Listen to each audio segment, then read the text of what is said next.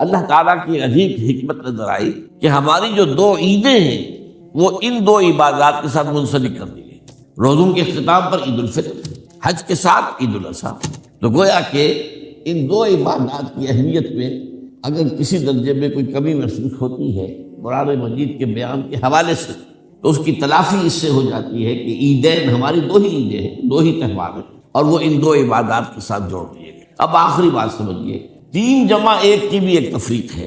3 عبادات وہ ہیں جو موقت ہیں صرف، یعنی معلق بالزمان، ان کا تعلق وقت کے ساتھ ہے. یہ نہیں کہ کسی خاص جگہ سے متعلق. نماز ہر جگہ فرض ہے، ہاں البتہ اس کا وقت آئے گا. اگر سورج جو ہے نصف النہار سے ڈھلکے گا تو ظہر کا وقت ہوگا.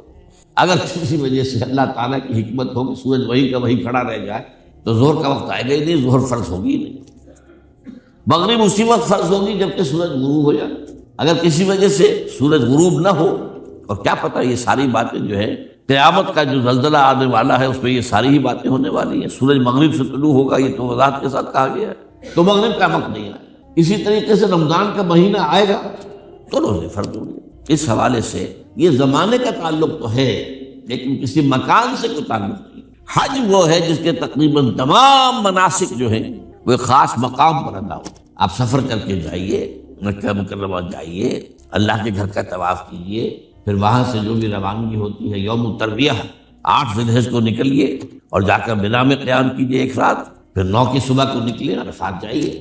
عرفات میں شام تک قیام رہے گا، لیکن مغرب کی نماز کے وقت کے بعد وہاں سے نکلیں گے، مغرب وہاں پڑھیں گے نہیں، وہ جا کر مزدلفہ میں پڑھی جائے گی عشاء کے ساتھ ملا، چاہے کتنی دیر ہو جائے. بہرحال یہ ساری چیزیں ایک خاص مقام کے ساتھ ہیں، منسلک ہیں، ہر جگہ پر یہ ادا نہیں ہو سکتی.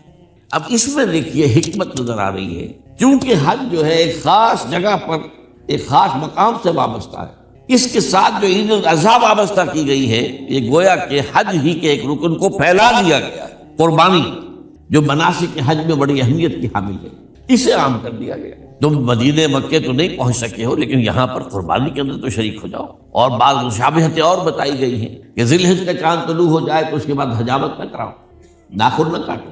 وہ جو کچھ بھی آپ کو معلوم ہے احرام کی کچھ پابندیاں ہوتی ہیں، ایک مشابہت کسی درجے میں ٹھیک ہے ہم وہاں نہیں ہیں لیکن ان کے ساتھ ایک مشابہت پیدا ہو رہی ہے. تو قربانی در حقیقت جو ہے عید الاضحیٰ وہ گویا کہ ایکسٹینشن ہے حج کی، کہ تمام عالم اسلام کے اندر جو ہے تمام مسلمان جہاں بھی کہیں ہیں وہ حج کے اس ایک منسک کے اندر شریک ہو جاتے ہیں.